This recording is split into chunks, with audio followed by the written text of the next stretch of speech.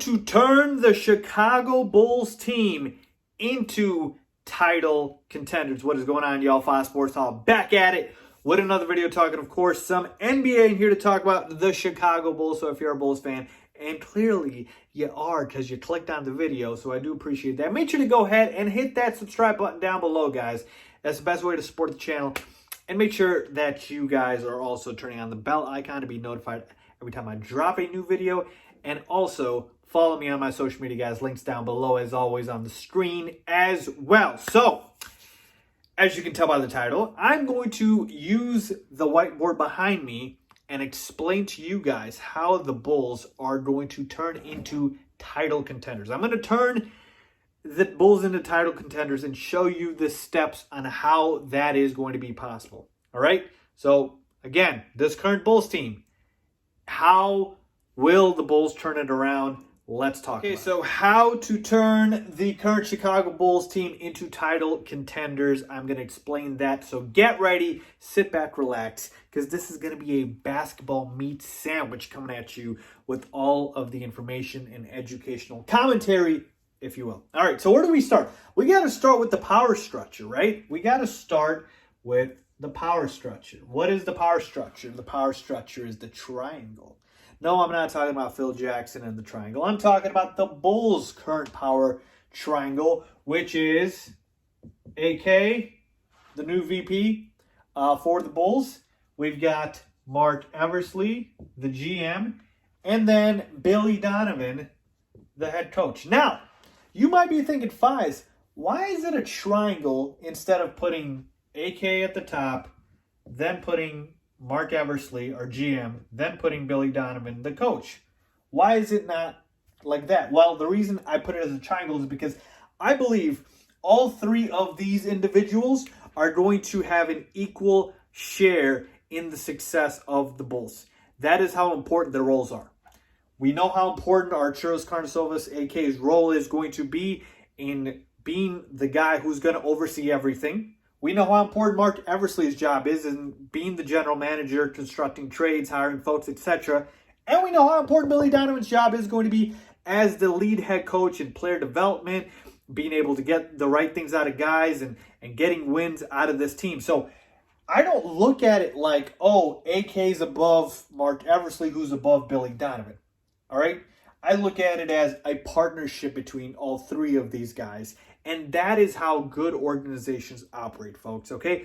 Good organizations understand that the best way to succeed is to give the right people the power for them to succeed. And that was the major issue here with the Bulls, because Gar and Pax were the end-all be-all. It was never going to get past Gar and Pax, all right? And so once we got rid of him, I said, whoever you hire, the new ownership, or excuse me, the old ownership, the current ownership of the Bulls, whoever they hire, make sure you give them the power to do what they need to do to succeed. So, you know, respect and credit to the Bulls ownership and the Reinsdorfs that did that. They gave AK the power to hire the people, and then he was able to build it out, and that's how we got this power structure. Now, why am I bringing this up? Because, like I said, you cannot win a title without a good structure in terms of the front office, in terms of, you know, your VP, your coach, etc. You need that, all right? What I'll get to in terms of the players is equally as important, but you need to have a stable organization. You look at the teams that have won over the past couple of seasons, the Toronto Raptors with Masai Ujiri, who's very well respected, the Warriors with Bob Myers. The list goes on, all right? I get it. They all have good players, and that's what you need, and I will get to that. But you need to have a stable and good front office, and the Bulls were missing that for years with Gar and Pax. So that actually is step number one, is that we've got this partnership between all three of these guys. All right, so let's move on now. So essentially, the first step that I just mentioned, it's already done, which is have a good organization. Now, I know these guys have not proven anything yet because we haven't gotten a chance to obviously play out a full NBA season, but I believe the groundwork has been laid for these guys. All right, again, if they don't end up being the folks that they were hired to be and they end up being failures, I could be wrong, so be it. But it is a big difference and a big jump from the previous regime in Garden Packs. All right. Now, let's move on to step number 2. Step number 2 is going to be the assessment of the roster. All right. Hopefully I spell that right. Assessment of the roster. So how do you do this? Well, let's go through it. So what does the Bulls roster consist of? We've got a bunch of players right now, right? But really, if you think about it, give me the most important players. All right. And we're going to compare this Bulls team to the Nuggets team, by the way, as my reference, because the Nuggets are AK's former team. And you would probably say the Nuggets are title contenders, right? They certainly played like that in the bubble this past season. And so if we want to build our team like the Nuggets, because, again, not everyone can have a superstar like a LeBron James, like a Kevin Durant. So sometimes you have to build organically, like the Nuggets did through the draft with Nikola Jokic and Jamal Murray. That's why I use them as an example, because I see that as a team that has been successful, and that success is attainable, and you can replicate that type of success. Versus, yeah, I got lucky and I drafted LeBron James, and I got lucky and I drafted Kevin Durant, because that's essentially sometimes what happens. So, in terms of the Bulls roster, the most important players, right, in no particular order, you would say are Zach LaVine. Okay, you would say is Lauri Markkanen. You would say is Kobe White. You would say it's Wendell Carter Jr. And I'm missing one more player here. And no, it's not Otto Porter Jr. or Chris Dunn or Thaddeus Young. No, it's actually our 4th overall pick this season. So these 5 players, because this is going to turn into a player, maybe they could flip it, but let's assume they keep the pick. Out of these are the 5 most important assets, pieces on the roster. And why do I bring up these 5? Because these 5 are going to be under the microscope for us in terms of how to turn the Bulls into a contender. Because if you look at the rest of the roster, okay, I can go through the guys, right? Thaddeus Young, Tomas Satoransky, Otto Porter Jr. None of these guys have the potential and the ability to turn into a star / a superstar like these guys. All right? And it's the same thing. You might be thinking, okay, take a look at the Nuggets roster. The Nuggets roster, I'm going to put it over here, you have Jokic, you have Murray and Jamal Murray, you have Michael Porter Jr., who has shown a lot of potential. And then after that, what do you really have? What do you really have? I mean, you've got Paul Millsap. He's a veteran free agent that they signed. Gary Harris. Gary Harris isn't a star or a superstar. He is who he is at this point. Monte Morris is nice. He's a nice role player, but that's it. Jeremiah Grant, same thing. And then after that, I mean, what do you have? Mason Plumlee, Torrey Craig, guys like that. So again, essentially, it's just these 3 players. So you might be thinking, oh, you need 12 to 15 good players. No, you don't. No, you don't. All you need to become a championship contender is you need stars and superstars. And when we take a look at here, Jokic is, I believe, a star. Now, people might be thinking he's a superstar or not. Well, certainly we know both of these are stars. All right, we know that there's no doubt about it, especially Jamal Murray, who proved this year in the playoffs. Michael Porter Jr., he's got potential. He's got the potential, right? But he's not a star yet. But he's got the potential, all right? But you have 2 legitimate stars, and that is essentially what you need to be a title contender at minimum. At minimum, you need 2, right? It'd be preferable to have a superstar, but there's only like 5 of those, and like LeBron James, Kevin Durant, Giannis, AD, James Harden, Steph Curry. You get my point here. Kawhi Leonard. There's not very many. So essentially, if you want to classify Jokic as a superstar or star, fine. My point is you need 2 of them. And when you take a look at the whole Nuggets roster, essentially they only have 3 pieces. So the Bulls, we've got 5 guys, no pun intended, where any one of these 5 has the potential. And what do you need out of this? You need to answer the question right here of star / superstar. Okay? Which one of these 5 can turn into a superstar. Very difficult, right? Or a star. Now you might be thinking Zach LaVine's already there at star level. I would argue he's right on the border of it. I can see him making an all-star team. So fine, maybe 1 star. But outside of that, are you ready to say Lauri Markkanen's a star? I'm not. I mean, he was headed towards that, but I'm not. Are you ready to say Kobe White? I'm not yet. Wendell Carter Jr. certainly not. And our 4th pick we don't even know who it's going to be. So why is this important? You need to have superstars in the league. So you need to assess the roster in the first season now and take a look at which one of these guys turns into a star or superstar. Because you need it. You need it. There's no way around it. You need one of these to turn into a star or superstar. And here's the thing. If they turn into a star or superstar, great. Go ahead and start building around that player, those players, because it should be more than one, and start getting free agents like a Paul Millsap that the Nuggets did, like a Jeremiah Grant the Nuggets did. Start trading for veterans because you need veterans to win in this league. And funny enough, if you take a look at the Nuggets roster, out of 12 players, they drafted 6, okay? 3 they signed in free agency, and 3 they traded for.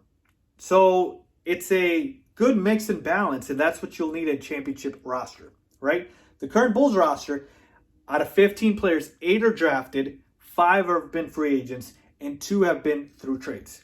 So a little bit more lopsided, but point being here is if one of these 5, 2 of them turn into a star or a superstar, great, build around it through trades, free agency, etc., and you should be set. That's the easy part.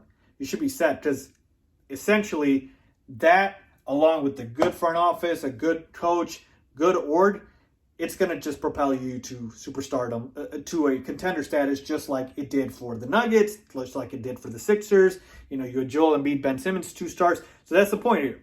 If, for whatever reason, they don't, none of these 5, or none of these 5, out of these 5, not 2 don't turn into stars. So it's only Zach LaVine and nobody else.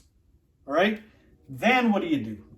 Then you flip 2 or 3 of them for a star.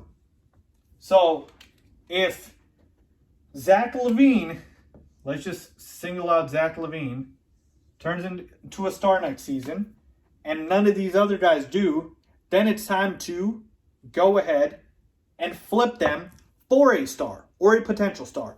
Because you've assessed the roster and you've seen, okay, these guys don't have that potential. They just don't. We thought they did. They don't. They haven't taken the right step. They have not progressed like we expected them to. Time to flip it. Now you might be thinking, why not free agency? Why don't we just bring in somebody? Well, that's the easy answer, right? Everybody would love to sign Giannis. It's not going to happen. He's going to pick one team, and that's it. And most likely he probably stays in Milwaukee. So that's why you go through the trade route and you try to acquire somebody. You flip them. Now remember, the Nuggets had Yusuf Nurkic, folks, and they flipped Yusuf Nurkic to the Blazers.